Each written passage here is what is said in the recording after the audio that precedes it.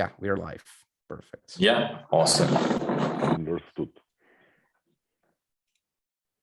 Guys, if you want to start, it's because I'm just finishing the last step here. Yeah. Okay. Hello. Good evening, everyone. Oh, I can. Sorry. Yeah. Hello. Good night, and welcome to the Guybrush Murphy Show. Tonight we are discussing a very interesting topic, I believe. So we are discussing about the web, the hacks. In German we say the hacks 2.0, but in English I would call it online esoteric, or I don't know how to pronounce that word actually. And tonight I'm very pleased to have three very special guests. I'm happy to have two regulars on of this show, Martin and Yusuf, and a new guest. His name is Ed. He's from Brazil. Yusuf is from Germany. Martin is from Germany as well, but Martin lives in Ireland, like I do. And I'd like to kick this off tonight with a question. And or not with a question. I will read something for you guys, and you should have a guess what it is. Okay. So where's the text? So ascendant symbolize basic personality traits such as physical appearance, temperament, behavior, relationship to life, and the first impression of the person. So Libra prefers tasks that are well thought out, prepared, and based on objectives and correct assessment of the situation. No, sorry, this is actually not what I was looking for, and that's not the right text. Right, because you had me lost already, Mike. Yeah, me as well. No, actually, what I actually wanted to do is I wanted to read a horoscope. Oh, horoscope. I wanted to read a horoscope. Yeah. This is what I would have not, what I wouldn't have. That's the task for us to find out. That's our quiz show. Okay. Whose horoscope it is. Okay. But unfortunately, I didn't find the right horoscope. So actually, the idea was to read Martin's horoscope, and Martin should approve this horoscope whether it was right or wrong, but unfortunately this didn't work out. So why? Just to throw in a question real quick. Yeah. Horoscopes, right? Are they supposed to look into the future, or are you supposed to apply things that just recently happened and say, yes, that's right, I just had an interview? I think it applies to the future, but maybe Yusuf knows the answer. Both as well. What David started, it will describe your personality and whatever, blah blah, and then it will also predict your future actions. But my personality doesn't change on a daily or weekly basis, right? It should always be the same. Not true. Your personality is changing every second. No, you're right. Your personality doesn't change at all. I have to correct myself. Your personality remains whole your life. Well, it did in the past, probably growing up, but being a mature man, I'd say my personality is pretty much what it has been for the past years, and probably will be for the coming ones. So but very static. I mean, okay, but very static, yes. Does it match with all horoscopes? That's my question. So, like, there are many sites, or many you find horoscopes everywhere. So, and apparently, I believe that not all horoscopes are the same, even if they should be. So, how is that possible that horoscopes deviate from other horoscopes?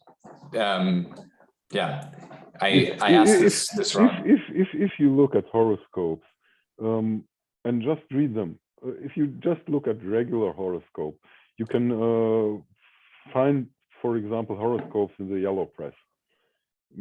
At least in the past, it was like this. I didn't look into it, but in the German yellow press, you could find everyday horoscope for everyone, and it would fit for everyone. If you just read it, you will find aspects which will fit to any person, no matter when born or whatever. It's just for fitting to people. There's no difference. It will fit to anyone. They're trying to point out special characteristics, which might be true, but if you take it, it's so general and it's so tricky that it fits to everyone. That the people can identify, finally, people can identify themselves. Because they're reading the horoscope and then they start identifying, this is true about me, my character, I'm whatever, hesitant, I'm reluctant, I'm very ambitious, I'm blah, blah, blah. And finally, it will fit to anyone. Okay. This is regular horoscope, and then there's a difference. For example, horoscopes, they've been doing since centuries. For example, in India, in Hinduism, it was regular procedure, and I think it still is. When a child is born, they predict the whole life. They they get astrologists, and then they sit there and they make a horoscope for the whole life. Okay, so I would like to ask Ed, because he's a newbie in this club, and I'd like to ask you, Ed, how would you rate the importance of horoscopes in your life? -5. -5. Yeah, okay. that would be my rating.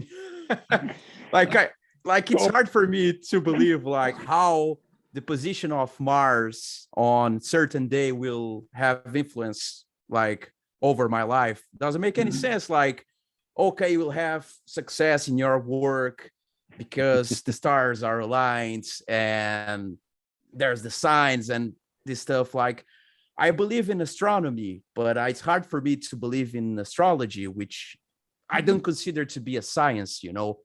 So astronomy is indeed a science. So, you know, you study the planets and all this stuff, you know, Earth, geology. But like astrology for me is very hard. It's something that you just have a small talk during the barbecue with your friends and family. But it's, in my like honest opinion, humble opinion, it's not things like, it's not a thing to be taken seriously, like speaking for myself at least, you know.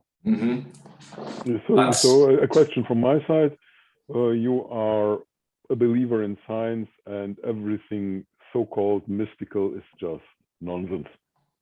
Yeah, I do. I believe in like not in religion, but I believe there's a greater power presence. But I understand that like some things don't happen, like coincidences sometimes are not coincidences, you know. I know there's like a greater power like pulling the strings, and but why don't you believe that in no, horoscopes? now it becomes really interesting, and I think it's still in the topic. You believe that there is a greater power holding all the strings. So we are all puppets, and there is a puppet player who's holding not like holding all the strings. Like, I believe like there is a greater power, but it's not always that the greater power is like having influence in our lives. And you know, I know there is something more, but it's hard for me like to believe in that, and also in astrology. Like, are two different things. Like, one is real and the other one is another question. Maybe to make it a bit more concrete. It seems, or it looks for me as if you believe in God. Yeah, definitely. Okay. Isn't this as unrealistic as believing in astrology, believing in any kind of mysticism? Like like I think it's like in my head, it's two separate things. Like one is very easy to believe in, and the other one is just nuts. Can you tell me why it is very easy to believe in? Like which one? Like it's hard to believe in The one astrology. the one you are believing in. Oh, in God, you mean? Like Yeah, of course, because yeah. like there were times in my life where I was like struggling, when I thought it was just a dead end. Like there wasn't any possible solution for the issues I was facing in some moments of my life. But things just worked out, and I wasn't the one like putting the effort. Like I wasn't the one. Can you give us an example? Yeah, Just, like an example, like like I had like problems in my work when I moved to Ireland 3 years ago. yeah, And like I had a few visa issues. I had a problem with my citizenship that I was not counting on. yeah. And I needed to be here in a certain time window, but my process was just stuck in Portugal. Yeah. And I thought everything was like going to the wrong way, and I wouldn't be able to be successful. And my wife was here working. I was somewhere else waiting for an answer, and I was checking every single day to see if the process would move on. And it was stuck. And like I had 5 days until things would blow up, basically. Okay. And like on the last 3 days, the situation got resolved, basically. So you think you're such an important person that God himself interfered and brought everything so that I don't think I'm an important maybe it just person, was just a coincidence. Maybe it was just it good could luck. be. Maybe it was why you're concluding out of this, which is absolutely irrational, to draw the conclusion that this proves for you that there is a so-called higher power, force, whatever, which you call God. It is as irrational as believing in a horoscope, as believing in witches, as believing in the power of stones, as believing in whatever. It's absolutely irrational. Yusuf, would you mind changing your headset? Or no, I mind, because I have the headset up there. Okay, no, that's fine. That's fine then. I think it's easier for me to believe because it's between me and the greater power, and you made yourself some conclusion, and for me it sounds as if you have been brought up in a religious context. So you have been conditioned, like a lot of people on this planet, most of the people, that there is some higher power, God, Yahweh, Allah, whatever you might call it. In India, at least they are more democratic. They have 31 million gods, so you can choose one of those guys. And it's just conditioning. It has nothing to do. And to be honest, from my side, anything you believe in is sheer stupidity. Really? That sounds very sad. No, it doesn't sound sad. Believing is you don't know, you have no idea about it, and you just make a concept. And a very, very, in my opinion, important thing, you stop inquiring. You stop finding out for yourself what is it, because you already believe. I believe there is a God. I believe astrology is the truth. You stop inquiring. You stop finding out, is it true? Is there some kind of God? Because, for example, Jesus Christ, he didn't believe. If we take him, I think you're Christian because you're from Brazil. So you're Christian. So you believe in this Christian concept, Jesus Christ, the only begotten Son of God, and whatever. And if you look at his history, he didn't believe, he inquired. He went into the desert, he went to several struggles even when he was hanging on the cross, he was saying, "Oh my God, oh, Father, did you forget me?" Whatever. You know the story much better than me. But he inquired, and he didn't believe, and that's a huge difference. Inquiry, and after inquiring and going deep into the matter, and drawing the conclusion and saying, "I know," because Jesus Christ never said, "I believe in God." He said, "I know." As far as we know, so we don't Yeah. know. As far as we know, even if he existed, no one knows. There's no contemporary history about his.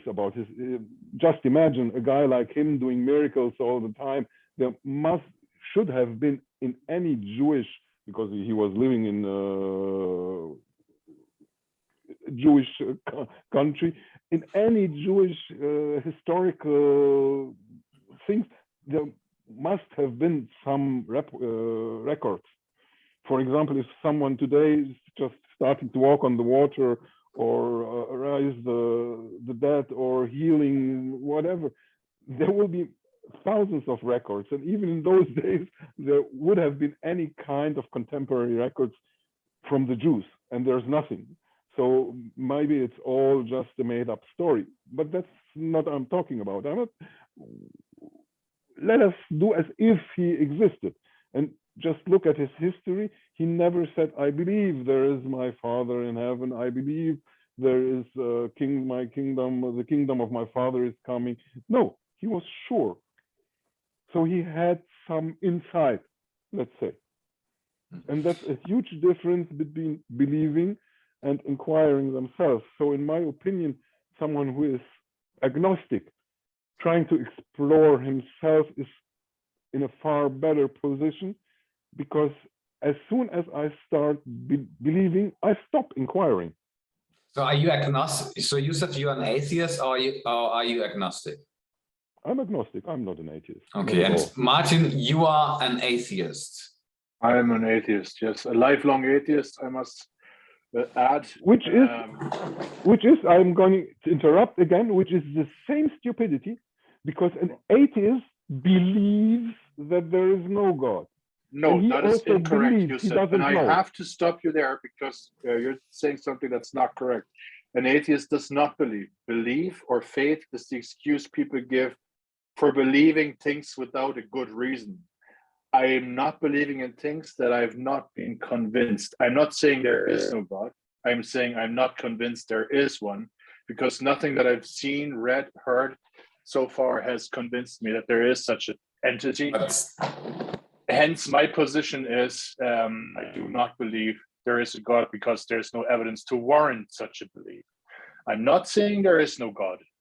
I couldn't possibly know. But there that's could be not a an flying atheist. saucer. Just look at the definition of the word. That's not an atheist. That is an atheist. It sounds more agnostic to me. An atheist, if maybe I'm wrong, but as far as I know, the definition of an atheist is that he doesn't believe that there is any God. That would be strong atheism. No, not strong. It's the definition of an atheist. Look it up. An atheist is not convinced that there is a God, and a strong atheist claims that there can't be or is no God, which is not a position that I would hold, because simply, obviously, I'm not convinced there is one, right? But I couldn't possibly prove to you that there is no God. Hence, my position is not there is no God, but both sides can't prove it to me that there is one, and if you can, that warrants me believing in it as well. But since nothing has persuaded me so far, and there is strictly no evidence for it, can I just ask you a question, Martin, and sure. Youssef too? It's a little bit off topic, but is it hard for you guys to live not believing in a greater power or God or whatever it is? Like when you realize that because you don't believe in a God, like you probably have family, so once you die or your family relatives die, it's game over for everyone. Memories remain. That's the most important thing, right? But it's just matter. So just like organic matter, basically. True. It's all just biology and biochemistry. But that's not how you would think, right? Like you wouldn't say, oh God, I lost my mother or my grandmother.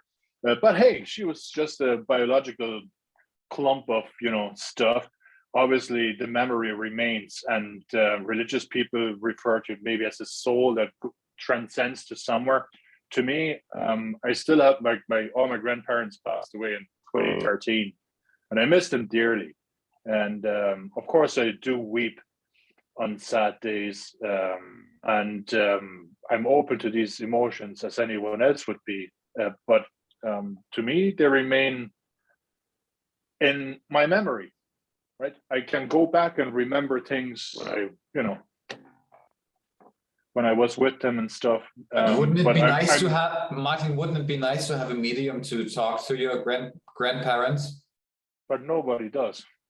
Well, there are people who claim to. Yeah, of course they claim that, and they may have such strong beliefs, and maybe they have experiences where they think that they are indeed in contact with them.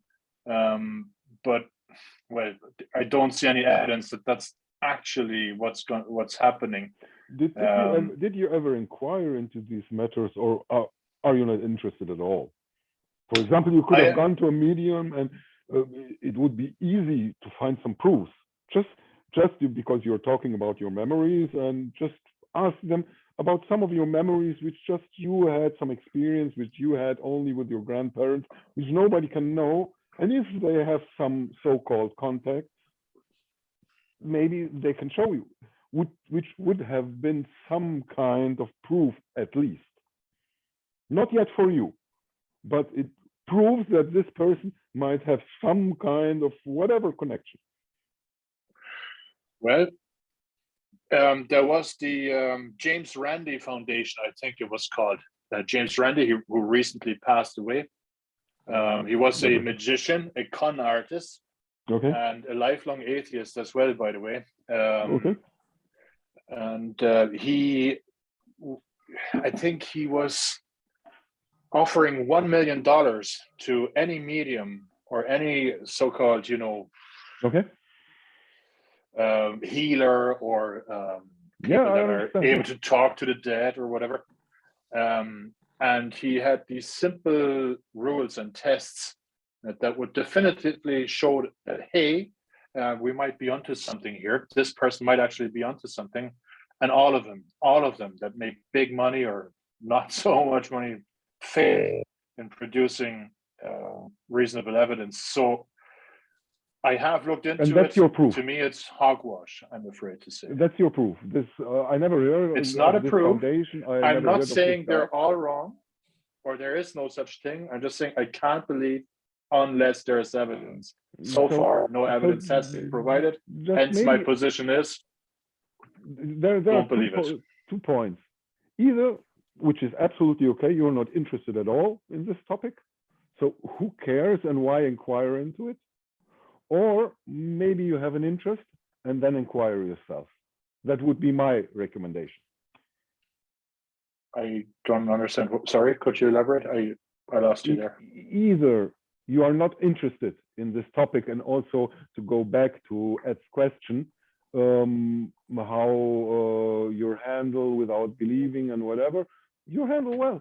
You give a shit. You don't give a shit about if there is God or no God or whatever, if there's life after death, or if there's something like a soul or reincarnation or whatever. There's so many bullshit or things going around. You're not interested at all, so who cares? So for you made a decision. Life is just matter, biochemistry, hormones, whatever, which is biochemistry. So I don't give a shit about it. No, I didn't make that decision. That's incorrect. Okay, so on the other hand, I would recommend you not to take secondhand information, make your own experience. If you're, for example, interested, if there is a possibility, the question David asked before, if there is a possibility to communicate via a medium with your grandparents, go to a medium. And it's, I think it will be very simple to find out if he's cheating or not cheating. And I don't need any organization or whatever. Just ask, for example, my memories with my grandma, I had very intimate and things which nobody knows, which I've never been talking with anybody about. So did you go to a medium? Me? No.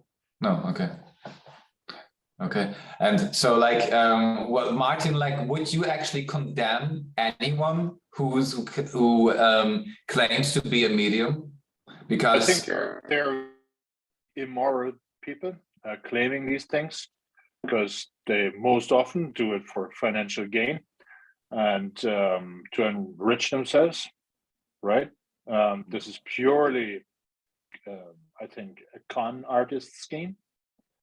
And for that, I'm also, okay, it's fair enough. You want to make a quick buck, fine. But trying to lie to people who say, like they have a lost family member, they just disappeared. Nobody knows where they are, missing person, right? And they go, oh yeah, oh, he's probably dead. I see a lake and blah, like straight out, flat out lying to them, telling them nonsense and bogus, which there's absolutely no like proof for it whatsoever. I think that is also deeply immoral, which in my humble opinion is also the case for most religions who are big into the same kind of thing, you know. So trying many to humble people telling- here today. I'm the only one who is not humble. everyone has only humble opinions here. Everybody's claiming himself humble and whatever. I'm here in a holy talk. So Ed, so do you share this harsh view which Martin has? Like I understand his points. It's completely like logical, and like believing is not easy. Like people think it's just okay, you just read the Bible, you listen to a few priests, and that's it. It's not like I don't even believe in priests or you know Protestant Sorry, Ed, shepherds. to interrupt. I just one I'm short only statement. Yeah, just Believing well, is the just okay. easiest thing to do. Believing is the easiest thing to do. I don't believe it is, like honestly, like I believe it's very hard because look, the word, like where we live, like we have like a virus, then we have war now, and we have a lot of refugees and stuff. But I can believe in anything. Yusuf, let him finish. Let him aliens, finish, please. Yusuf, please let him finish first. Yeah. You know, so it's not easy to believe, especially if a man claims that he's speaking on God's behalf. Like I don't believe in men.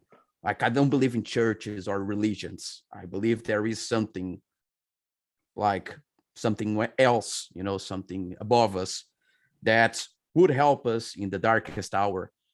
But most of the path, it's we all walk on it. It's we do all the effort or most of the effort.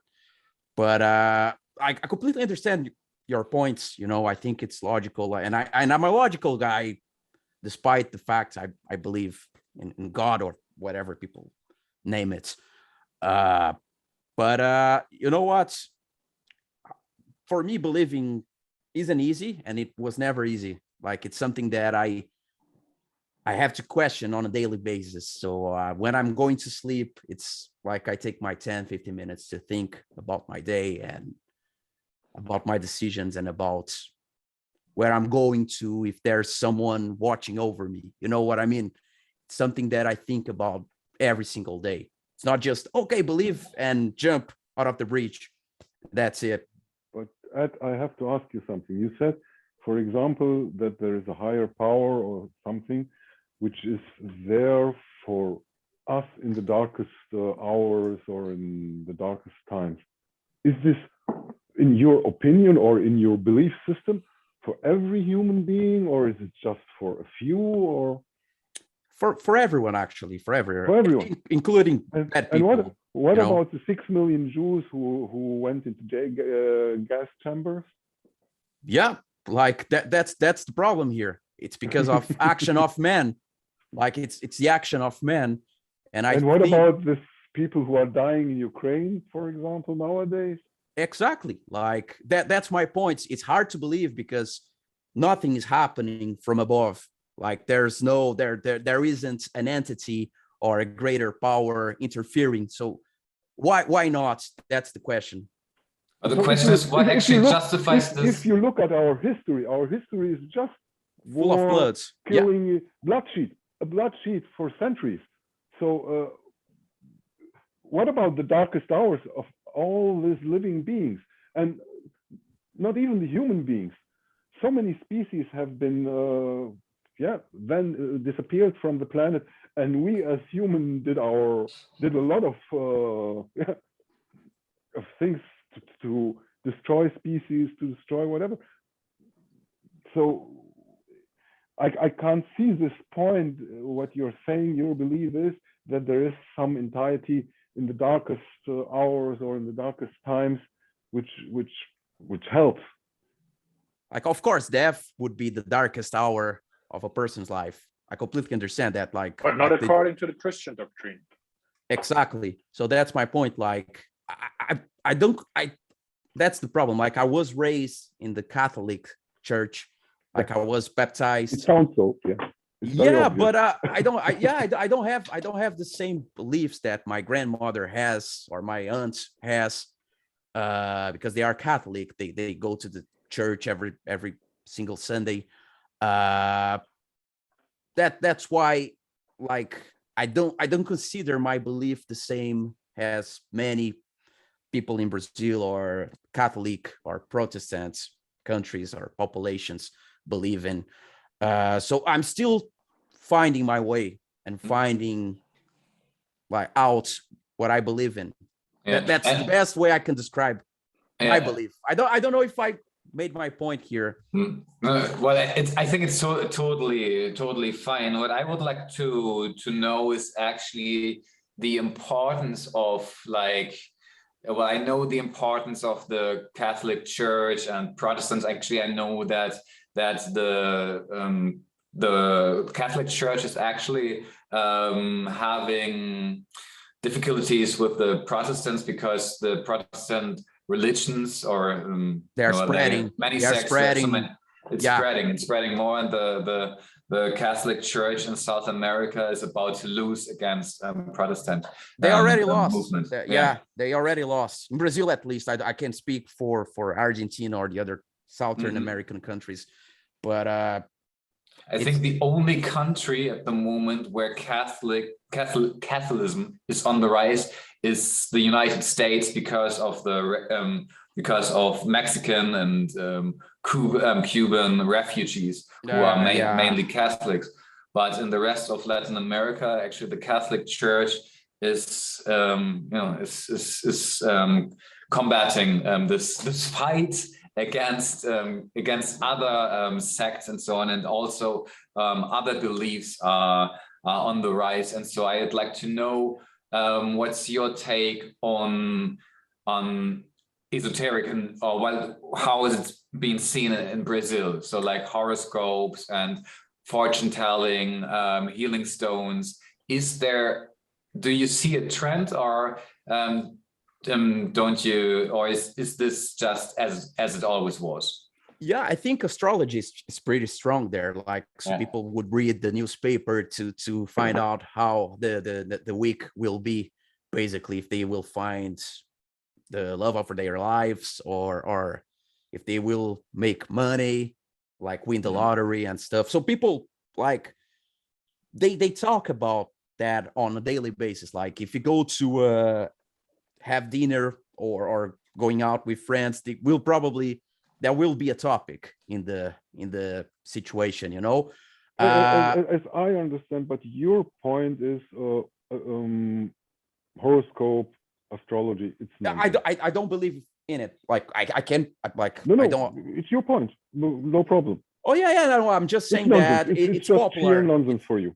Yeah, it means nothing to me, exactly. So I can tell you it's trending in Brazil. That I'll always have, you know. And what about you, David?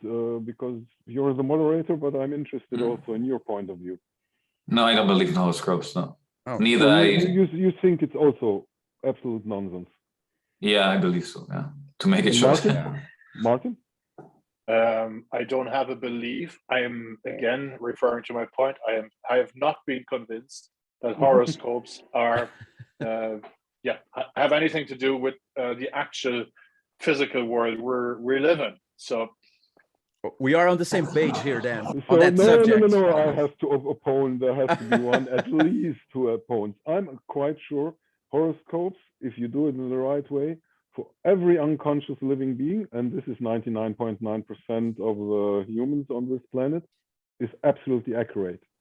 You can predict the future of any human being. But not in a weekly time window.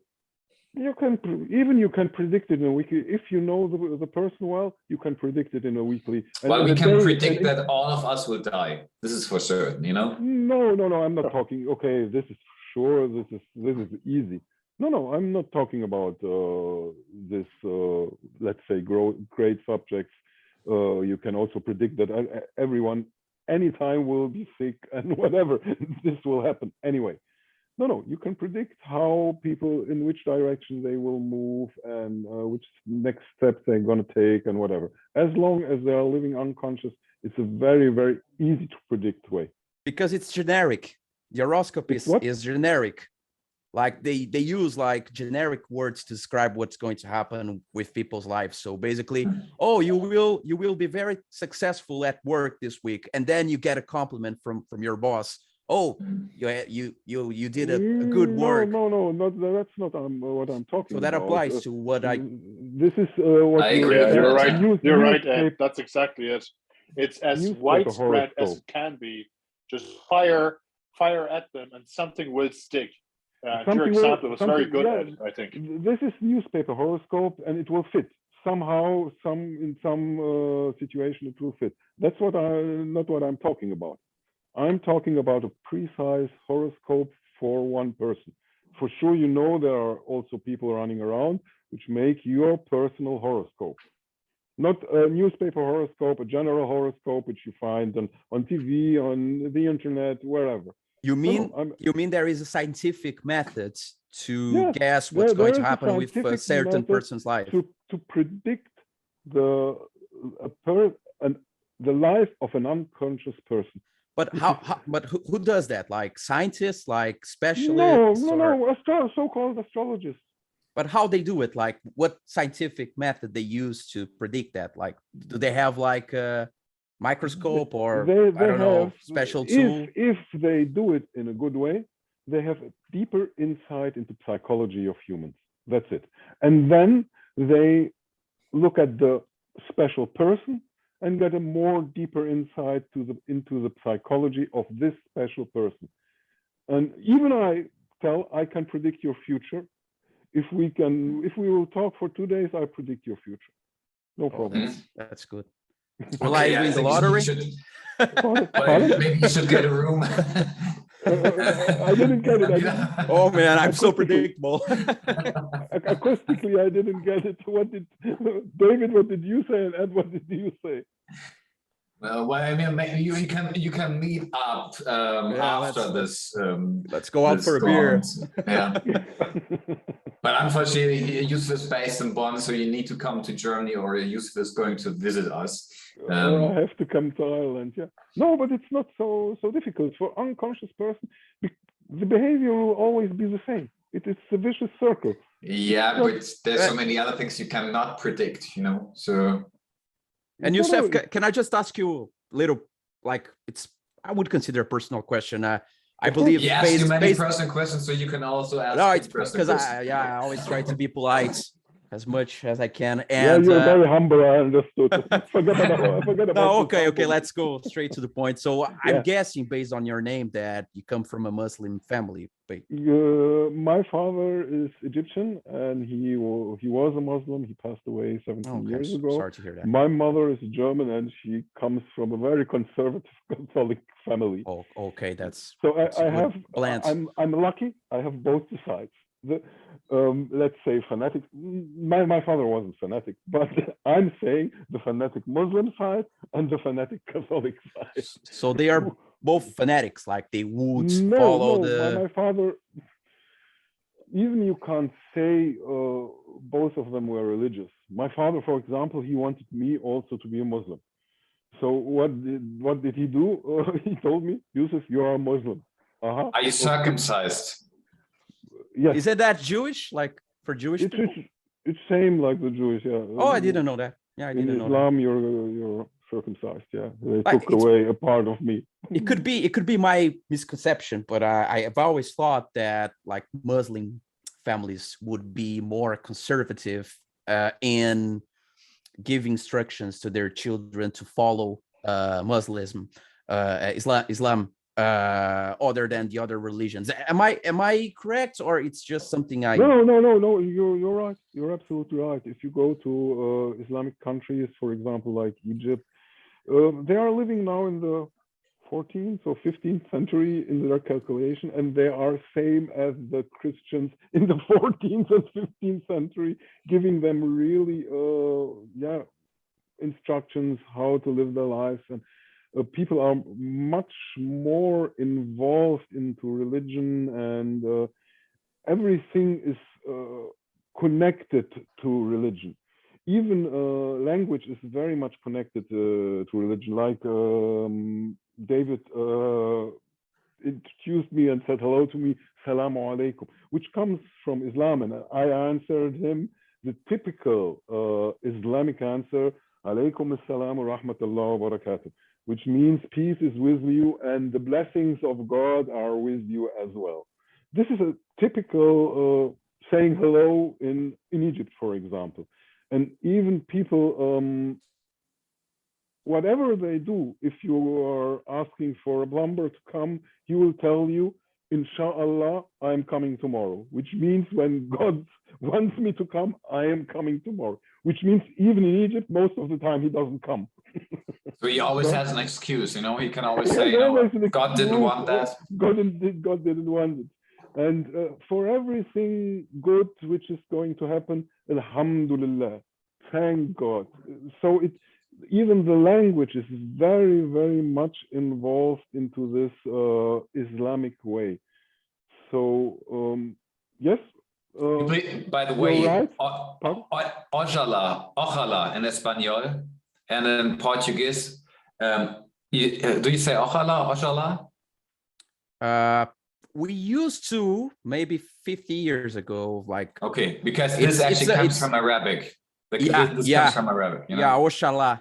Yeah, but it's hard to see like young people. Ojalá means I hope, you know, hopefully. Exactly. Hopefully yeah, people wouldn't use that nowadays, like younger people. I know because I read, so it's a word that you're now and then pops up. Yeah. With your observation in at least the Islamic countries I've been to, and the Islamic region in India was also in an Islamic region, they are very closely connected to the so-called religion. But, which comes, pardon? Yeah, Yusuf, so do they actually believe in horoscopes? Because I learned from conservative Muslims that they actually condemn specific rituals such as fortune telling as something polytheistic or something as black magic. So I believe, well, I know this from my wife, that fortune telling. Yeah, sure.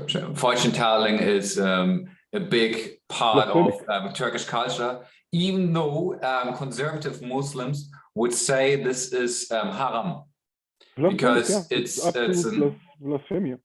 Blasphemy, yes. Yeah, to do fortune telling, to do astrology, but like you said, it is deeply based into the culture, and it's same in Egypt. There are some things which are very deeply based into culture, and somehow, I don't know how it is in Turkey, but in Egypt, somehow they're trying to find tricks to connect it. Mm-hmm. So, for example, in Egypt, a lot of people go to so-called healers.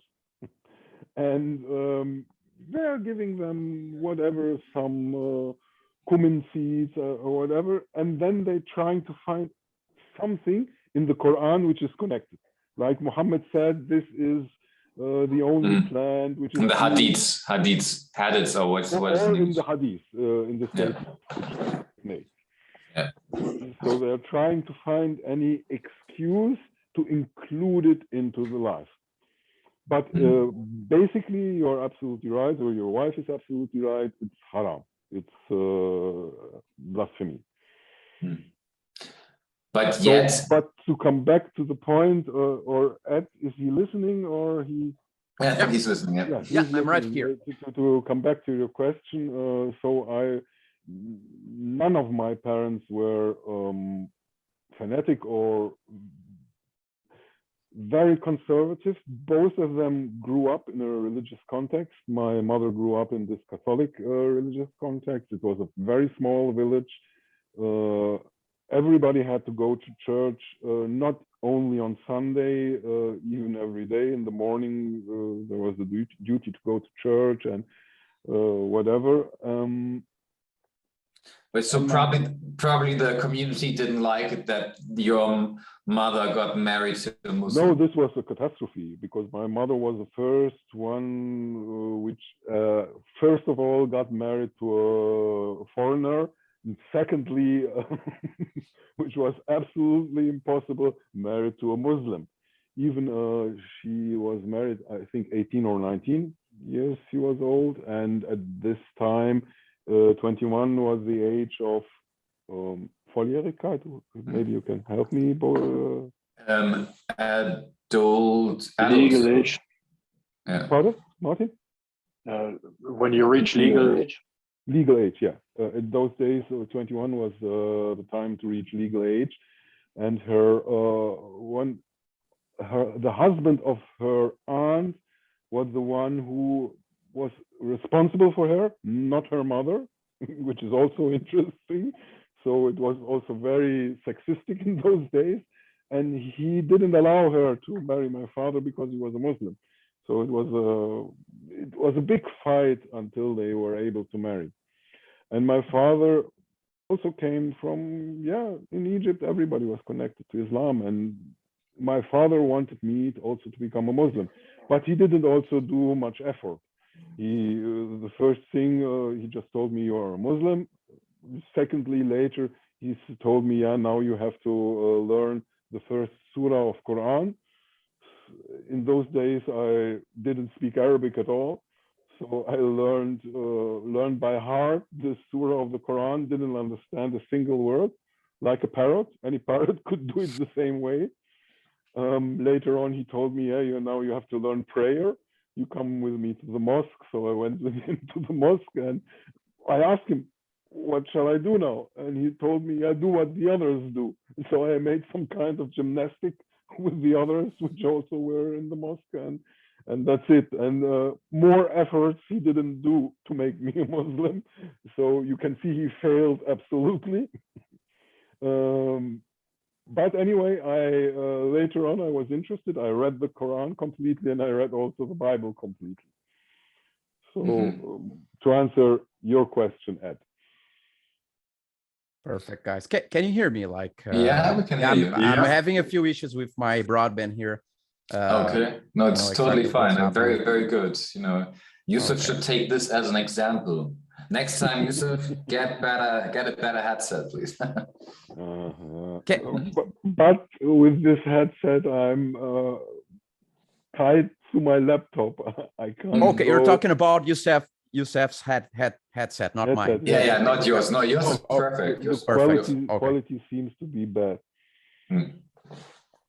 Oh, okay. So yeah, the answer was actually the question was answered, and and any questions there? And this made me maybe to go a bit further upon your question. This was a small point which made I wanted to inquire and find out myself if there is something true about all this. Okay. Yeah. How would you go about that, Yusuf? Pardon? How would you go about that? I started quite early when I was young. Like I told before, I read all these so-called holy scriptures. As let's say, the ones who were available for me. In the beginning, I started with the Bible and the Quran. And was it like, Yusuf, I heard from others who read the Quran that it was the most beautiful book they have ever read. Could you second this? or Beautiful, with how can you relate to genocide, that? killings, Yeah, and so on and so forth. Absolutely beautiful. It's dangerous because we are alive now. If I say it's one of the most stupid Okay. books I ever read, Okay, maybe we tomorrow I will be killed. No, finally, the Quran is a repetition of Bible and Torah and the Jewish scripture. It's just a simple repetition, very They have more similarities than differences, right? nearly all the basic and interesting things are absolutely similar with the Bible, Torah, and the scriptures before, and a little bit is added, and this stuff which is added is very dangerous because it has a lot, like Martin also mentioned before, it has a lot of to do with war, holy war, jihad, and things like that. How to punish people properly, How to punish people properly. how to treat your slaves. The Bible. Well, we shouldn't go too deep into that. Slaves, how many women you can have, how to treat your women, and whatever. Ghastly books, and I think but they should be banned the same way Mein Kampf is banned. All of them should be banned. Yeah. Finally, you're not right, but there are different interpretations. They're ghastly. They're inhumane. They're against any sort of moral compass that any normal human being would have, right? You wouldn't think it's okay to say, I own you, David, and if I pierce through your ear or whatever, I can get your wife as well, and your kids, and they all belong to me, and it's all in the Bible. You can, right? It's absolutely, it's fine, right? You can just say, this is God's word. I live by it. All right, let's enslave people. Let's do some genocide. Just be a bit mindful about this. I would like to. Well, maybe I should ask you a question. So, what is actually these the are difference? not my words, David. These are not my words. Just in the holy texts. Well, no, but I want to ask you guys. So, like, what is actually the difference between astrology and the difference between the other beliefs or the world beliefs, such as Judaism, Islam, and Christianity? No difference at all. But sorry, I want to finish answering Ed's question, if you're still interested. I make it very short. I started inquiring. First thing I did, I started reading Holy Scriptures, so-called Holy Scriptures like Bible, Torah, Quran. Later on, I went a bit more far east, like the Vedas, Buddhist scriptures, Taoist scriptures, and so on. Then finally, I found out I won't find anything in scriptures, just intellectual and whatever. And then I started searching for myself. I started traveling, and that was the idea behind my traveling to India, to China, and to different countries where I, in those days, thought I will find maybe some kind of truth, or let's say some kind of answer for my questions. This finished. Now, David, to your question. And you didn't find it. You didn't find it. No, this I didn't say. That's not true. That's not You're true. still looking for it. That's your conclusion. No, that's not true. Still pursuing. Back to your question, David. I don't think there's any difference at all between believing in astrology or believing in the Holy Bible, believing in Quran, believing in Allah, believing in Krishna, believing in anything. Belief is the same. Believe any kind of belief system. Yeah, but probably the big religions are very much against astrology because they see this as a competition. Or like, you know, as a competitor to their own beliefs, and so this is why they question those beliefs, but they don't question their own beliefs. This is what I personally think, and I find it very interesting though that when we talk about Greek mythology, we call it mythology, but we don't do this with the Bible. We don't do this with the Torah. We neither do we do this with Quran? And this is what I find very interesting. So because apparently we have very easy because we grew up in this, especially here in Europe. We are even claiming ourselves, or Europe is claiming themselves as a Christian background, at least. Nowadays, but why don't we call it mythology? Why do we call the ancient, because Greek it is very powerful and influential. Just look at it very easily. Here in Germany, you have to pay taxes for the church, and they call themselves a secular state, and you have to pay taxes, and you have automatically you are bound to pay taxes for the church, which is unbelievable. That's crazy. For a so-called secular state. That's crazy. Yeah, it is crazy. Back to what Martin said. Even Matt cannot believe this, and he's from Brazil, which is far more Catholic than Germany. That's crazy. I thought it was bad paying for my TV license. But that's so much worse. So no, automatically you have to pay. Either you have to claim that you're an atheist, or you have to say you're from another religion, like you're a Muslim or whatever, and you have to go to official places. If you don't go, you're paying automatically. Well, I've never been baptized, so I never had to go there. But that's also what I wanted to mention, right? Because a lot of people that I know or have met here in Ireland or elsewhere in the world that were atheists as well, they were indeed baptized and had grown out of it themselves, out of the religions that their parents imposed on them. I didn't have that ever, right? I had no touch points with religion. It wasn't taught in school. None of my friends, none of my family, neither my parents or grandparents have been baptized. So I had really zero touch points. And then, especially coming to Ireland, which is such a Catholic place, I think the most backwards Catholic society in the whole of Europe. Probably, yeah. Yeah. And where's your family from Martins? In Ireland, I mean, what city? I'm German myself. I'm from the northeastern part of Germany, close to the Baltic Sea. It would be Protestant, but really nobody really gives two shits, to be honest, right? Okay. I thought your family was from Ireland, so that's why I thought. No, not at all. But I did have my ex-girlfriend was Irish. I have a daughter with her, and for them, for say the parents of my then partner, it was a huge problem that we didn't christen our baby, right? It was a huge problem, and just, oh no, because we ended breaking up, and they were like, is it not enough that the child is coming from a broken home? And they were basically giving us verbal abuse, and not even christen it, and to them the world would fall apart.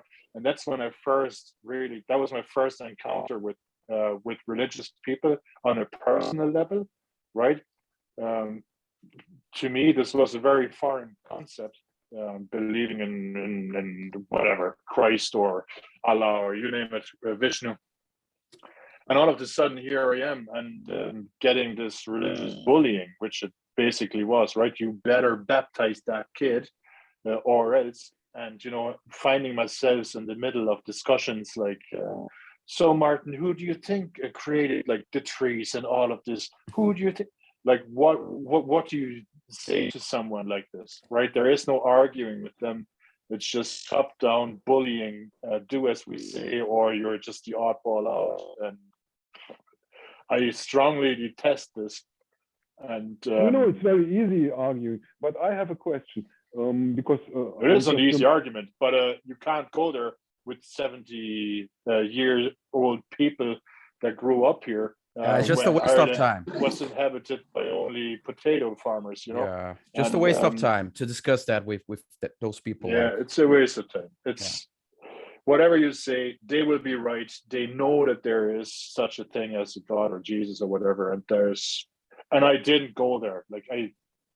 I didn't go into discussions with them at all. I just listened. Yeah, to you it, did the thought, right "Fuck thing. it." Just listen and So very simple, just Yeah, a that's simple question for my understanding, because I'm much older than you. In your childhood, there was no in school, no religion. No, none Okay, whatsoever. because You grew I up in remember the East. the first You year. grew up in the East, so there No, was he grew up didn't. in, anti. He did. It's the first 8 years, like I understood last That's time. it. Yeah, Yes. that's it. Because in my childhood, the first 2 years in school, I was in Germany. There was, we had to go to religion, and my father took me out of it, which was for me as a child, very strange, because everybody was going into the religious course, and I was standing outside, didn't know what to do. And when I moved to Egypt, it was the same thing, because I was in German school over there. Yeah. Deutsche Evangelische Oberschule, German Protestant school, and there was Protestant religion, and I didn't go. I was standing aside again. This is what there is a association in Ireland which I'm a paying member of, and have been for a number of years, which is Atheist Ireland, and we rally for things as my children. Of course, they're not christened. I'm going to have 4 kids now soon this summer, 3 at the moment, with 1 on the way, and none of them have been christened or baptized or whatever. And especially in Irish schools, this is a big problem, right? Okay. Oh, you're an atheist, babe. You're an atheist child. Ooh, what do we do with you during religious classes in school? Yeah. What they do in Ireland is, this is unconstitutional. As per constitution, the school has to provide substitute classes, which they don't. They just send the kids into the hallway or go outside or whatever. Yeah, And, I was standing in the hallway all the time, and just waiting which until is this class finished. disgusting. It's traumatic. And it's traumatic. It's the opposite of inclusive. Yeah. And really, That's should be violent. abolished. That's I would call it violent to do such practices. Also, I remember one case, and was it Galway? I think it was Galway or somewhere up the country, where there was the school class, and the teacher said, just go to mass on Sunday, and that's going to be your homework done. Right, we're going to count this as your homework. And then there were some Muslim kids, and there were a number of atheist kids, and they were excluded. So they had to do proper homework. And this is also, again, a way of religious bullying, which, in my opinion, needs to stop. Right? You want money through government? Fuck off. You want to instruct my kids what to believe? Fuck off. You want to disadvantage them? Fuck off. Believe what you want to do, but do this inside your own 4 walls, and leave my kids or myself the fuck alone. Don't come to my door. Don't try to ask me to believe what you believe in, and we're all good, right? yeah, it's hard, to live in such Catholic predominant country, and raise your kids here too. Yeah, it's even harder to live in an Islamic country. I have friends in Egypt. Yeah, well, Ed was speaking, so no, you're fine. It's because I was thinking when he was talking, basically, and you could say that the Catholic Church would have great power in Brazil, but that wouldn't happen there. Mm-hmm. Yeah, there isn't that tradition to educate children. No, there isn't, in schools or whatever it is, that doesn't happen. It happened 30, 40 years ago, but not anymore. So I think, based on what I just heard, that Irish is a little bit way more involved in religion than Brazil. Yeah, it was, at least it was once upon a time, but at the moment, the Catholic Church is losing dramatically, and so and especially in the past. In Ireland. People still christen their babies. That is They the do. majority, They, the vast majority of people do that. they And still the do. vast majority of people send their kids to a Christian school. Don't forget that. That is still reality Yep. in Ireland. Yeah, this I don't question this. I'm just saying that that there had been some cases of child abuses that have been Plenty of. that came Oh, yeah, a lot on of the cases. surface, Yeah. and the But gay this marriage is- has been legalized as well. Abortion has been legalized, so abortion wasn't legal until 2018, and we had a referendum for that. We had a referendum for gay marriage. So it it cannot change.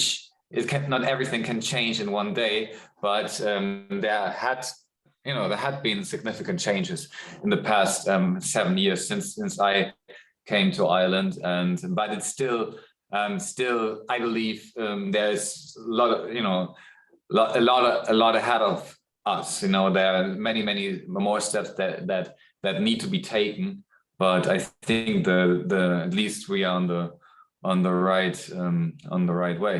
Yeah, but that can be explained because the new generations don't follow like religion or any other beliefs like we could call it ancient yes and no beliefs. Yes and no. So this is actually, now we are back to the topic actually. So so you say they don't follow the old beliefs, but apparently they follow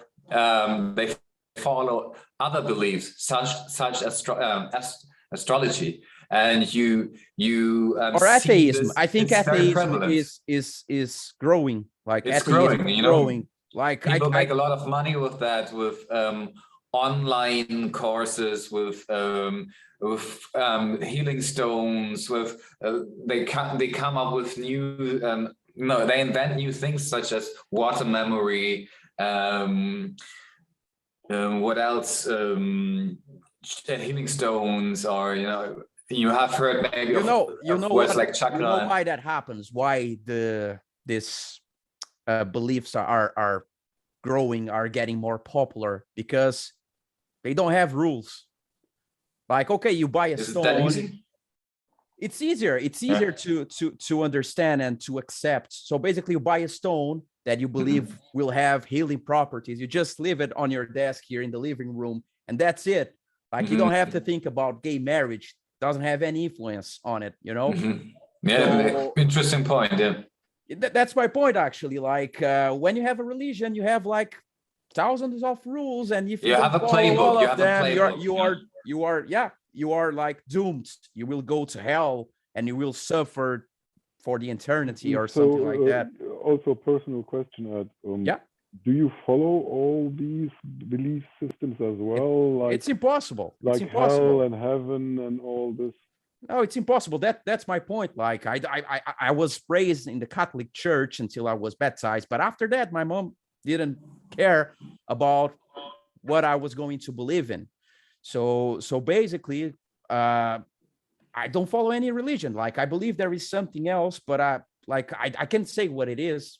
I can feel it. Yeah. Yeah, may I ask you something personal as well? So, like, if you and Natalia wouldn't have been married and you would have a child, would this have been a problem, an issue for your family or for her family? No, they will. No? They would comment. They would make suggestions, but they wouldn't put any pressure, like hard pressure on us to baptize the child. Or well, not to baptize. I mean, like just And having again, kids. now you are under fire, Ed. And again, a personal question. Yeah. Why did you marry? Oh. Like, I wasn't married in the church, if you're asking that. I just married before a judge. Like, Yeah, but it why? wasn't a religious marriage. No religious marriage? No religious marriage, But yeah. why did you marry? We didn't, because I loved my wife, and we needed, like, it was the right thing to do, because she was my fiance, and there was a little bit of pressure on her side, but No, who made pressure? Your wife made my wife on me. Yeah, but you But said this is a you bit wanted too marriage. personal. No, you could have made No, the decision. that's no problem at all. Like, no problem at You all. could have It's- made the decisions. We love each other. We're going to stay the rest if possible. Who knows? Yeah, No one ever knows. but We will gonna live the rest of our life together. But it So this- has also legal advantages. There's a right? It's legal- still a topic there's- of that's the today, you point. know? Did you do it out of legal things or did you yeah, do it legal, because usually of documents and mostly legal? yeah, mostly legal. Okay. Yeah, not religious. Like we didn't even want to have a party and or marry in the church because that would cost a lot of money, and we had plans to come here and live here in Ireland, or so that's why we didn't see the point back then. Okay. No, legal reasons are understandable because the society accepts or Yeah. gives, at least here in Germany, I don't know how it is in Ireland, at least here in Germany, you have a lot of advantage if you're married. If you're not married, there, money-wise or whatever, you're gonna benefit if you're married. Yeah, but my question actually was like, if you had a kid together and you were not married, would that be an issue in Brazil, or like within your family? No, No, that's very normal back there. That's very normal nowadays. Very because normal. like in Turkey, it's not normal. Turkey, it's not normal at all. You know, having a kid without being married, it's still impossible. Oh, you know? that's not like making this ordering up. that's like ordering a pizza on a Friday night. It's it's a catastrophe. I can tell you. For example, my sister, she has kids, and she is her husband is German, and finally, if you see it in the end, she was forced by my father. First of all, her husband, my brother-in-law, was forced to convert to Islam, and then she was forced to marry, or both of them were forced to marry because she was pregnant, and for my father it would have been a catastrophe. But your brother-in-law doesn't seem to be a very good, very loyal Muslim. Because I'm telling you that he's a drunkard. Like my point. At least in this point, he's not a Muslim at all. My point is, like, when you ask questions about Brazil or how religion is understood there, you can imagine Brazil like Frankenstein. It's like a Frankenstein. It's not like there isn't a single trend, like a religious trend, or where everyone will act the same way and families will believe in God. Like, it's a Frankenstein. We have like 212 million people there. So a lot of religions and a lot of trends and so it seems because I also thought that Brazil is still quite Catholic. It seems as if Brazil nowadays is very liberal. Yeah, imagine has a census where people just sign the Catholic option, but they don't follow the rules. It's same here in Germany. Yeah. Most of the people are at least in the Christian church, and for Christmas they go also to church for Christmas, for marriage, and if someone dies, they go to church. Except that they give a shit in daily life. They give a shit and whatever. That's it. Like, I just answered the census. Okay. Like the guy from census, he came last week. You need to explain to Yusuf what census is, I think. Yeah, and Because there he's was the from option, Ireland. what religion do you follow? And I was like, okay, I was baptized in the Catholic Church, so let me just mark that, and that's it. That is like these are like a what is it in German? So Volkszählung. Volkszählung, yeah. We're having this now in Ireland. Okay. We need to fill this out. You know, if we don't do this, you get punished with draconic fines. You know, It's crazy. But going back to your question, David, why is still and finally, if you look a little bit deeper, and what Martin also pointed out, and I think it's also similar here in Germany, still the churches are quite powerful. Mhm. If you just look at all They're struggling, but they're still powerful. Yeah. yeah, if you just look at this pedophile scandals in the Catholic Church all over the world, and especially in Germany, even they are beyond the official law. Yeah, but the Catholic Church covers for these priests that do Yeah, that. they say they cover. Yeah, it happens every single country. Yeah, basically. Yeah, You're in trouble? Come to the Vatican. Stay here. yeah, and that's what they From do. all over the world. If Yeah, in just Brazil, they- confess and they forgive you all your sins. No, This is a good thing. I I don't- like that actually. I don't believe they even confess. Like, for example, in Brazil, we have like 5,000 cities. So basically, when a crime like that one is discovered, the church just sends the priest to another city, and that's to it. another city, and then he continues. over Doesn't there. even to go to the Vatican to confess. Yeah. It's And okay. same thing is happening. pack your things at and least go. was happening here in Germany for a long time. I don't know if they stopped, but no legal cases, no official legal case is against those people, which means that there is a state inside the state. There is this Christian state inside the state, which has extra rules, which is It's unbelievable. crazy. It wouldn't be different from Iran, for example. They're above any rules. It isn't different really. from Iran, yeah. Just different religions, but the principle Yeah, is the different same. religions, Like the but same government thing. is the church and vice versa. So yeah, but I don't think the secular state. Yeah, exactly. I don't think that the Catholic Church is losing power because of what crimes these priests do. Basically, I believe it's all about the money and prosperity. I think It's politics.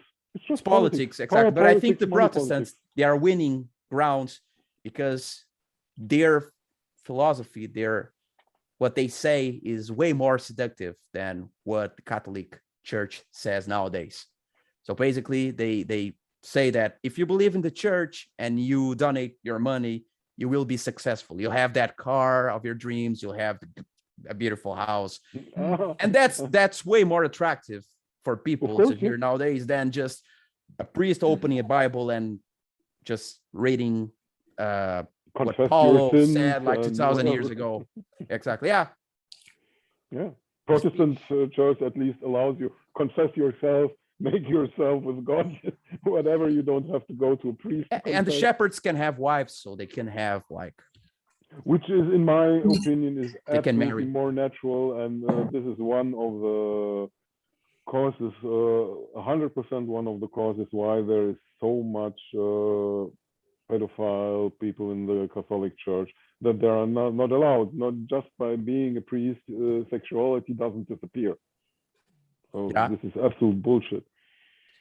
What is actually Bolsonaro's take on the Catholic Church? Is he very well connected to them, or he just lets them do their job? So is he a religious guy at all, or what is his take on that?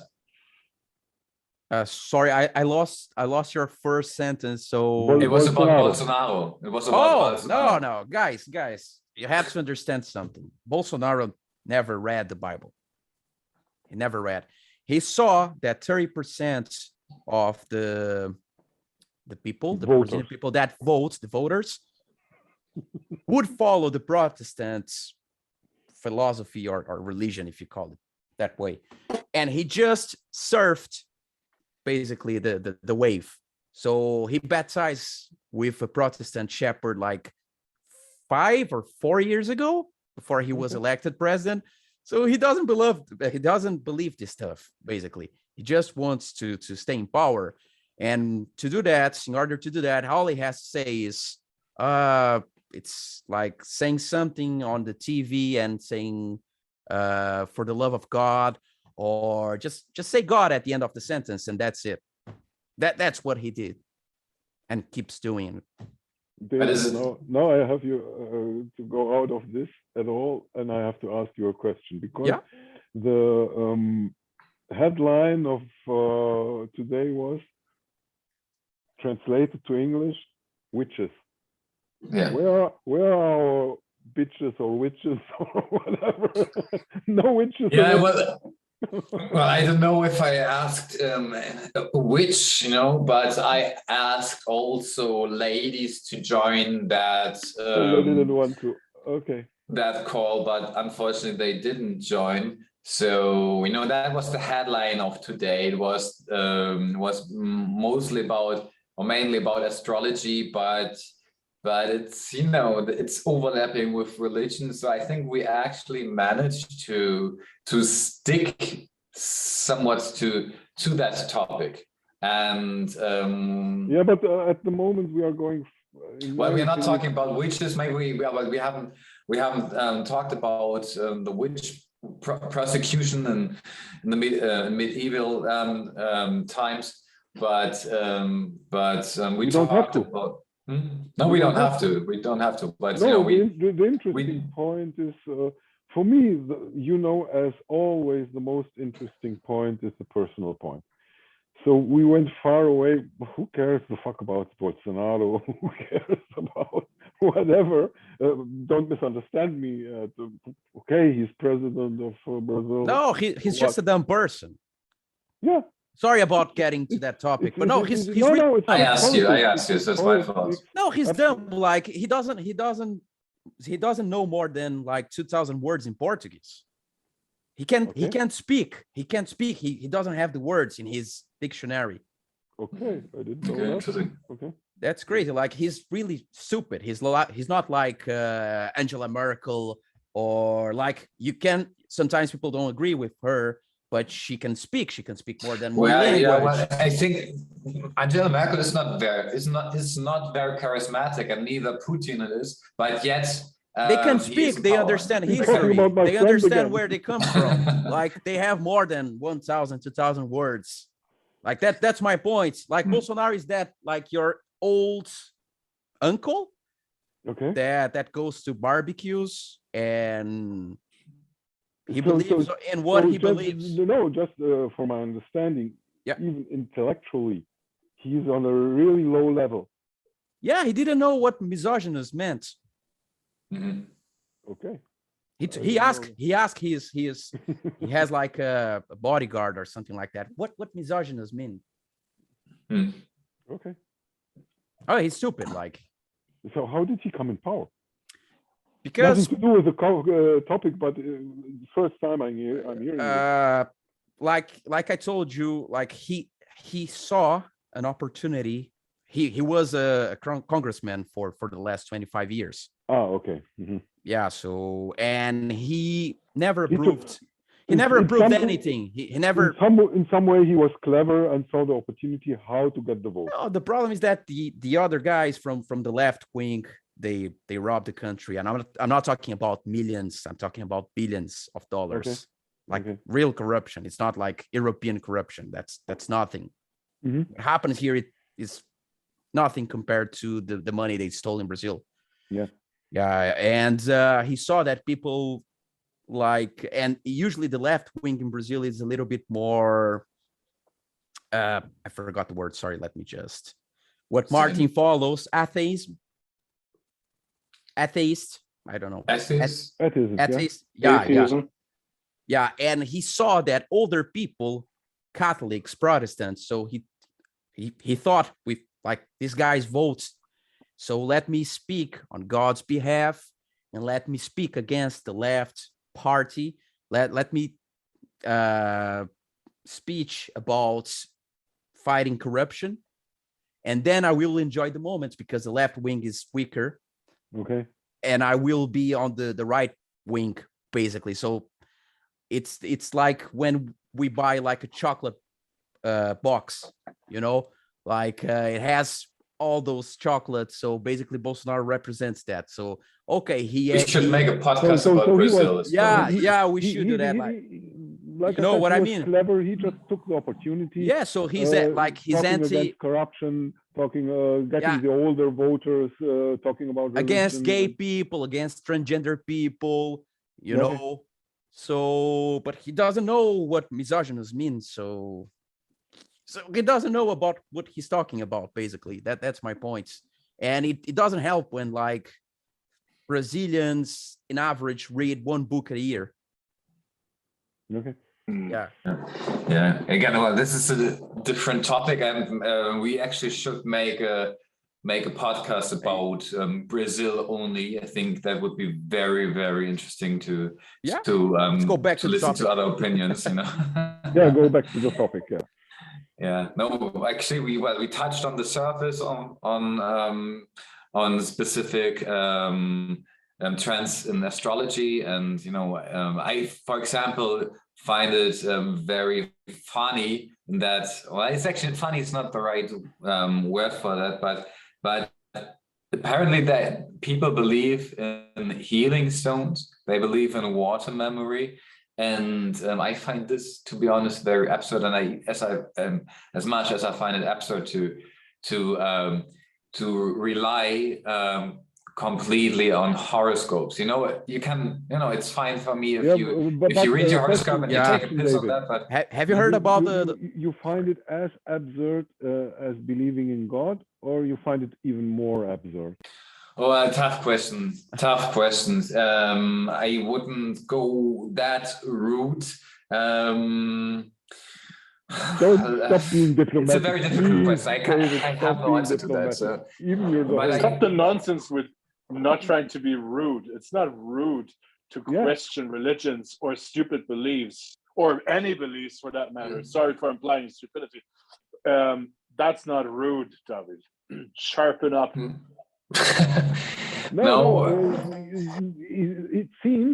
It sounded to me as if you think to believe in healing stones, to believe in astrology, to believe in whatever is more absurd than to believe in. It's a legitimate question. It's a legitimate question, and as much as it is like that other religions condemn religion that believe in where people believe in the power of stones. So actually, I really don't want to condemn this. I really don't want to condemn this. Everyone should have his or her belief. It's personally not for me, and I find it very concerning that that it has become such a business. You know, making money. It has become a business, but maybe there is also a point inside. Just look at it. If you take one simple thing, which is nowadays starting from the healing stones, which is nowadays absolutely accepted in Western society, acupuncture. Yeah. Acupuncture. There's no scientific proof yet for that. But that relieves the pain, right? I've never done it before. People say it relieves the pain. No scientific proof at all, because they're talking about meridians which are in our body and whatever energy fields which are in our body. No scientific proof at all, but it is, at least here in Germany, and I think in most of Western societies, absolutely accepted and even practiced by very conservative doctors. So this has a point. So why not healing stones? Might be the same thing. Well, but acupuncture is different, right? I've never done it before, but people say it relieves the pain after the session. It relieves the pain, yeah. So it works, like it's objective. There's no discussion. Like, okay, I feel better. Like, might be a placebo. We don't definitely know placebo. It's a placebo effect, yeah. It's like getting a massage. It's like getting 1 hour massage. You will feel better. It's not placebo. But what is very interesting about this, they made also experiments with animals, and with humans you can accept the psychological, because placebo effect is psychology. You can accept the placebo effect. How can you accept the placebo effect with animals? If there's even with animals a relief of pain? Is there a relief or not? Yeah, how could you tell with animals anyway? They made experiments, statistics. But now you're getting into Freud's psychology. Well, but you said, which is very interesting what you said now, because there is something else, homeopathy. Yeah, I wanted to bring this up, and I believe, I believe that this is really non-cynical. So, like, maybe there's a theoretical chance to find a scientific evidence that that acupuncture has an effect on the body. At least they managed to prove this with animals. But homeopathy is pure nonsense. Even with homeopathy, they made experiments with animals, and there was success. And the interesting thing, now my point is, I think all of it, acupuncture, homeopathy, whatever, has a psychological effect. And even on the animals, it has a psychological effect. But there are different levels also of healing. Why not healing with a psychological effect? because there are very interesting studies. I saw a documentary, very interesting documentary about a guy who had a tumor in his brain. He was a violinist, and he was. They made surgery with him and whatever, and afterwards he wasn't able to speak. He wasn't able to move. He wasn't able to do anything. The interesting point. He found a guy here in Germany who was working with hypnosis. And after, I don't remember the period, it took 1 or 2 years of hypnosis. And afterwards, he was able again to play violin, as excellent as before. Even a huge part of his brain was removed. Martin, you are chuckling a bit. And hypnosis is... But hypnosis is a science. It's not an accurate science, but it's still science, right? I don't know. Most of the people don't accept it as an accurate science. But it definitely has an impact. You know, it's probably it's a method of manipulation. It has a huge impact, and not like homeopathy. And the same impact is homeopathy, but it's just a small hypnosis. It's not as homeopathy is just nonsense. But yeah, Martin, you are chuckling a bit or smiling about this while you were listening to this. So what's your take on that? Well, we were talking about a whole variety of things. Firstly, homeopathy obviously is, in my opinion, absolute hogwash, total nonsense. It can't work. Basic human understanding of chemistry must tell you that it can't possibly work. The thinner the solution, the more potent the medicine becomes. It's just nonsensical. If you believe this, you're, in my opinion, it is the most gullible person. It is open to also horoscopes. And now I'm telling you out of my own experience. I had huge problem with heartburn. It went so far that my throat was completely affected, that I had scars here, everything. And I just wanted a relief of pain. And I took different kinds of painkillers and whatever. Nothing worked. And I went to a pharmacy, and this pharmacy was sympathizing with homeopathy. And she told me, I have here a so-called homeopathic spray. You just put it and you will see it will bring you some relief. And I told her, bullshit. I took everything. I took painkillers. I took all shit. No relief at all. And you want to tell me you're going to give me a homeopathic thing where there is nothing left of the substance at all, because it was a really high potence. There's nothing left at all. You will tell me this will bring me some kind of relief. And she said, yes. My husband as well, he's a professor of medicine in university. He didn't believe me at all. He had same problems like you. He took it and it brought relief for him. And that was the reason why I said, okay, I'll give it a try. And it was the only thing which brought me relief. Might be psychological. I don't know. Since then, you believe in homeopathy? I don't believe in anything, David. I told you before, I don't believe in any bullshit. I'm going to give it a try myself. And I gave it a try myself. And for me, at least, it worked. That's it. I don't believe. Yeah. Would you trust them? Would you trust homeopathy, say, to cure, say, if you had a cancer? Cancer. I won't trust anything. If I would have a cancer, I would give it a try. Maybe. I don't know. Or would you? So after taking that spray, are you 100% confident that you can attribute the healing and curing of your illness to that spray? I told you it might have been psychological, but I was very skeptic, and my approach was very skeptic. And before, I had different people An ex-girlfriend of mine, for example, she was It's from the Ukraine. Could it be the cold water itself in the spray that would have like this soothing effect on the throat or whatever? I don't think so, because cold water. Or I there's was sugar trying. in it. No, there was no sugar inside. There was alcohol inside, maybe. Or but alcohol. Yeah, but alcohol I is don't numbing. think this small dosage of alcohol, because I was drinking much more, would have hold brought on. Wait, hold homeopathic on. doses of alcohol.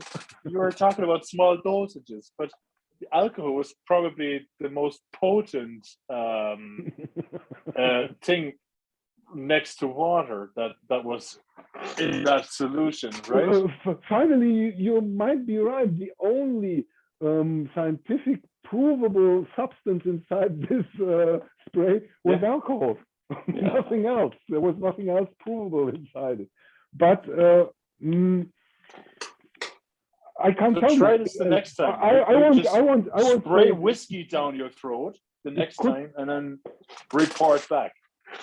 I don't say it could have been or there is anything that I'm now a convinced follower of homeopathy. I'm just telling you, I made this experiment. I was very skeptical. Absolutely. And I totally understand. I made different experiments as well before, because an ex-girlfriend of mine, she was practicing Reiki. Maybe someone heard of it. My only point is, how confident can we be that you can attribute the lessening of your symptoms to the actual homeopathy Not at all. involved? That's my only point, right? How confident can you be? No, not at all. That's why I also gave this example of the study they made with animals. 60% of animals were cured with homeopathy, but as well, 60% of animals were cured with placebo, which is very interesting. And what's the test group? Maybe 60% just healed on their own. So how can an animal be healed by placebo? And now it becomes quite interesting. Yeah, maybe 60% just heal on their own, you know? Yeah, but that's unlikely. It's a high percentage.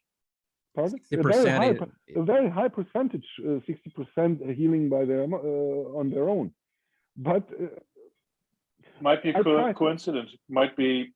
Yeah, it might be a coincidence. I think the psychological effect behind it is much more than we can imagine. And that is proven. I think that is actually scientifically proven, the placebo effect. So I won't go against that. Yes, my father was I think there are studies that strongly suggest this. So that is something I would definitely agree to believe, or where I wouldn't have a problem with, because studies have apparently shown this, that placebo effect is a thing.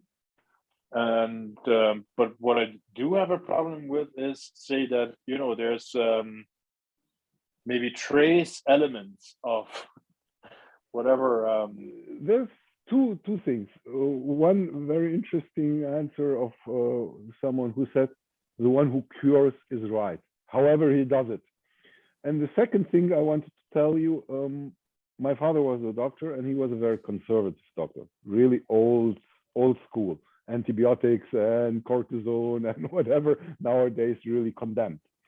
And he had a friend, also old school doctor, and on the 70th birthday of my father, I was talking with him, and he told me something very interesting, in my opinion, for such a conservative doctor. He told me, after all these years of practicing, I found out one thing, and this is what we do with all our medicine and whatever is 10%. 90% of the healing is the patient himself.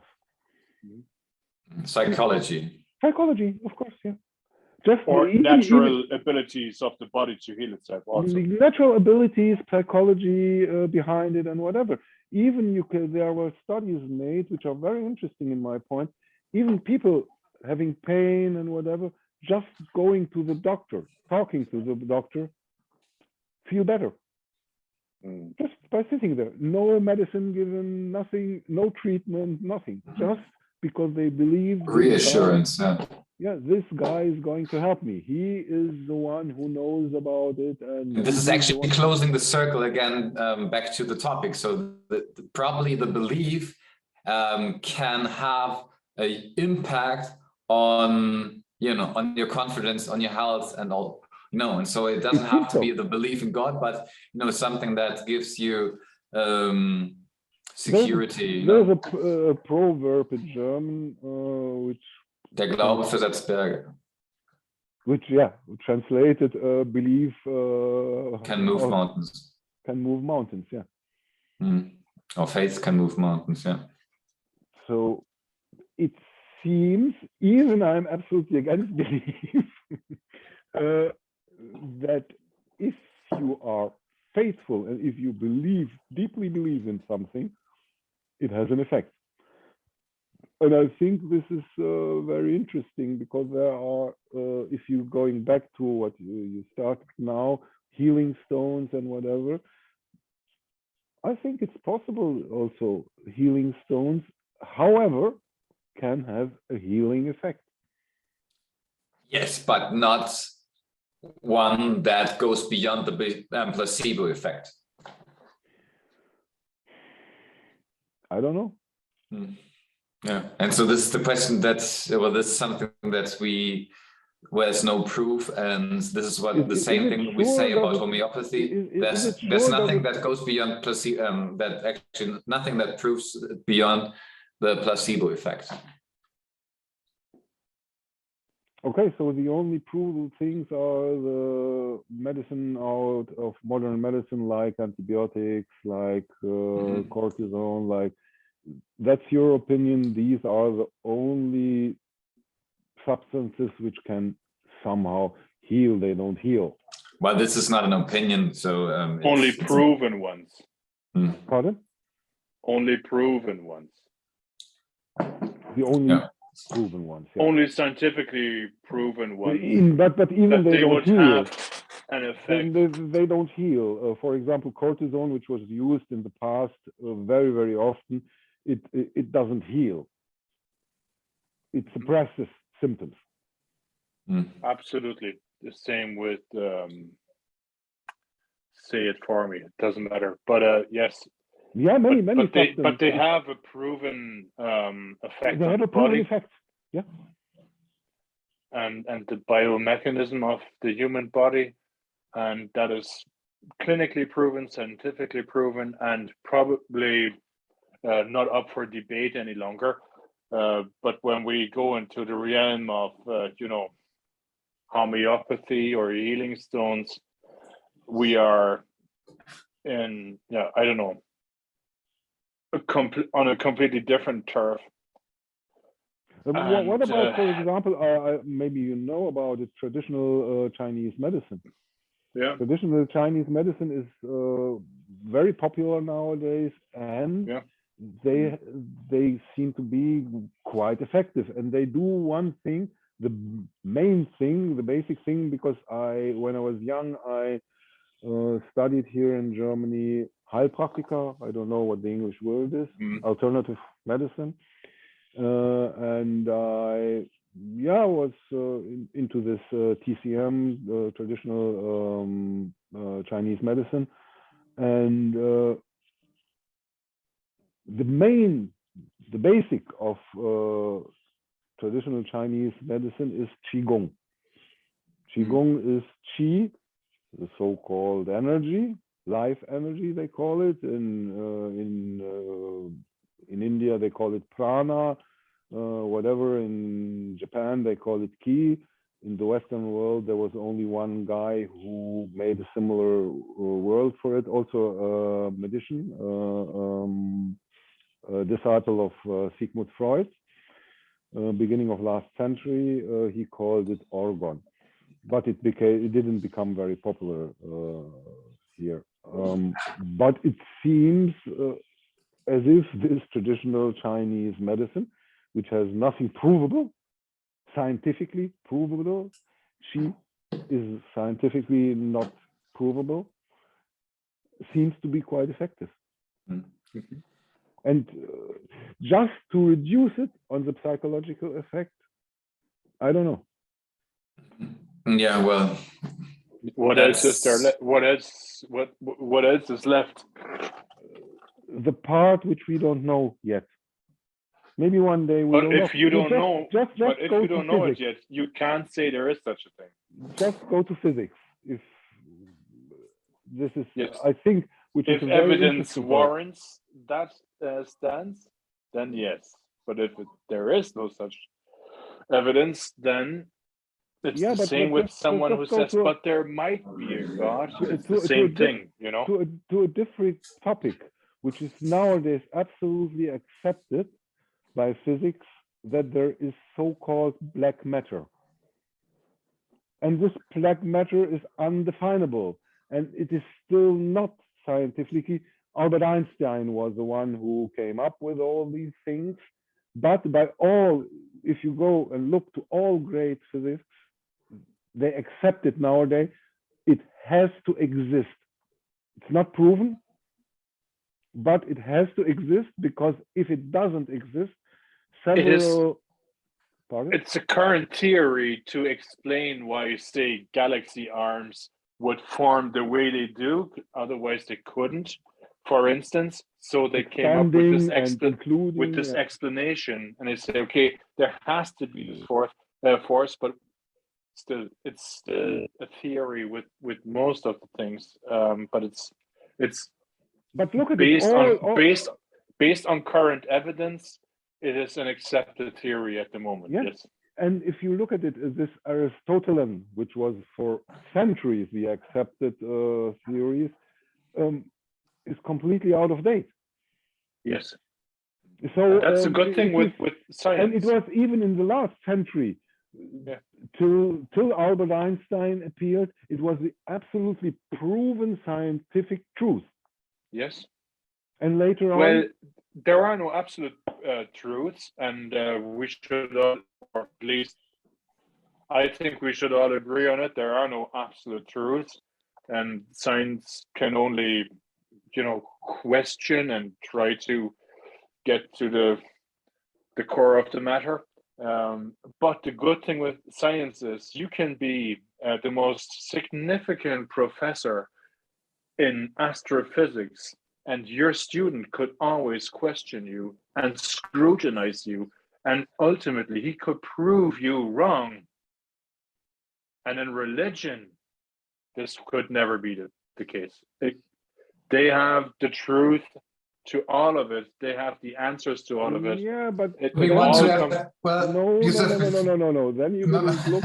Then you didn't look. Ultimately, it's one creator.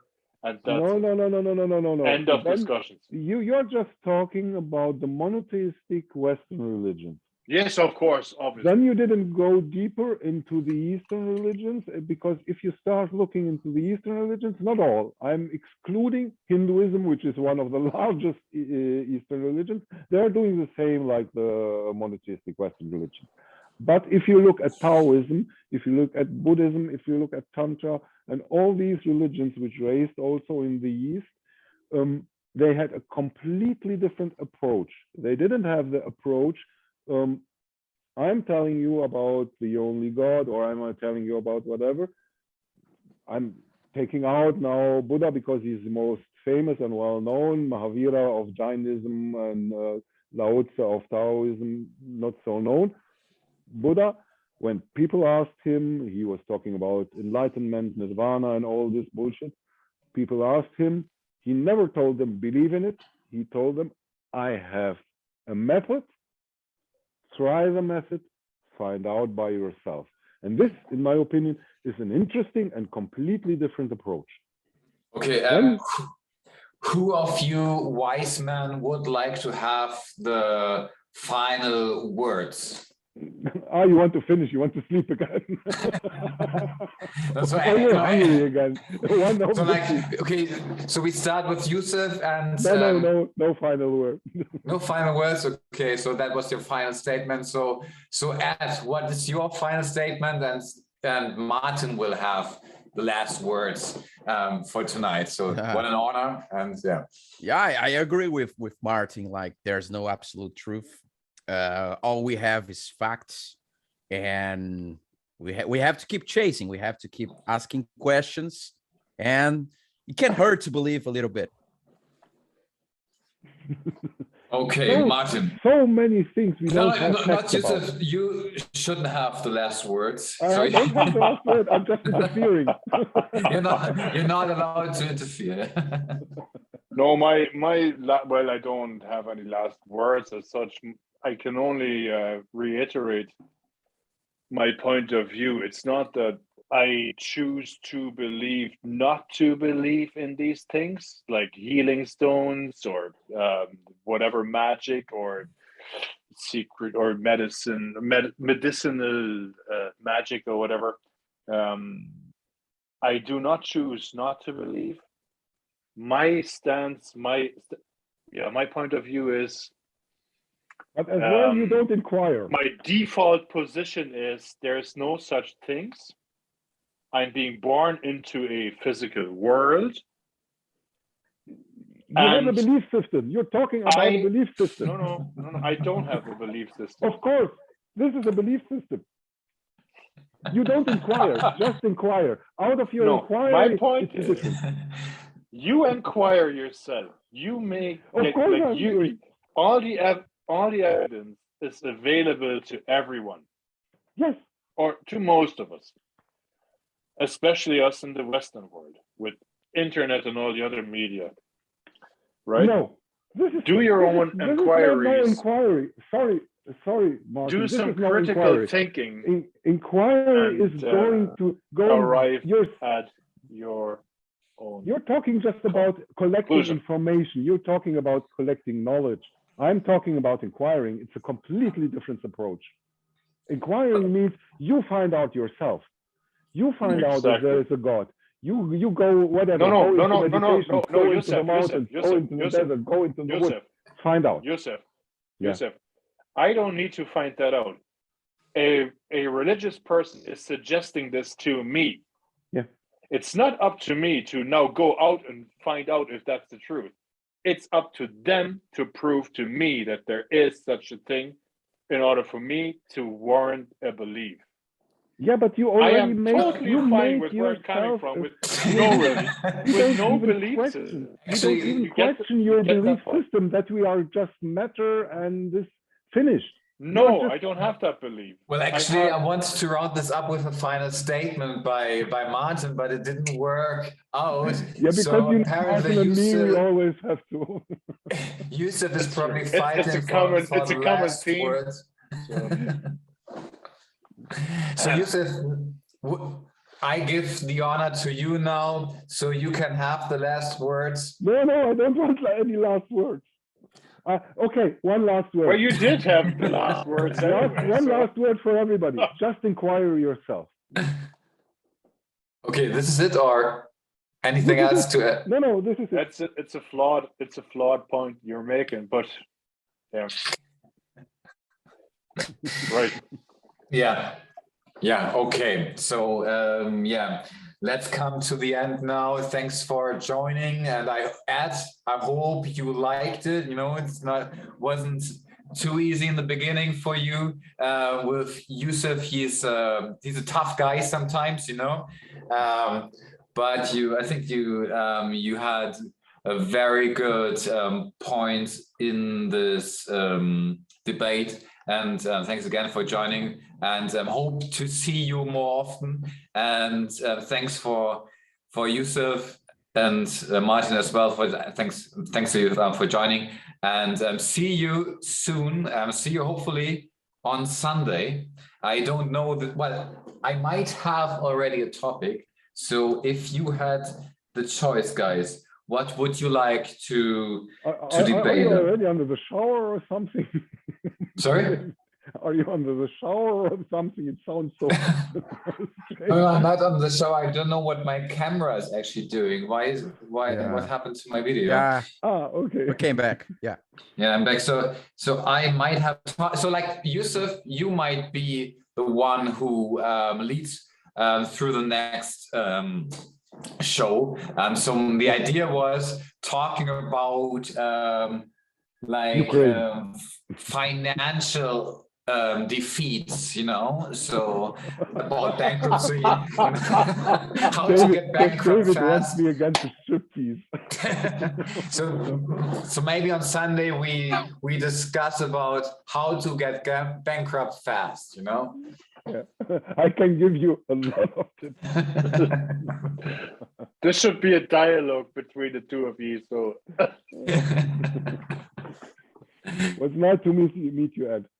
Nice to meet you guys. Talking to you. Ed, Yeah, it was a talking to you great soon. pleasure.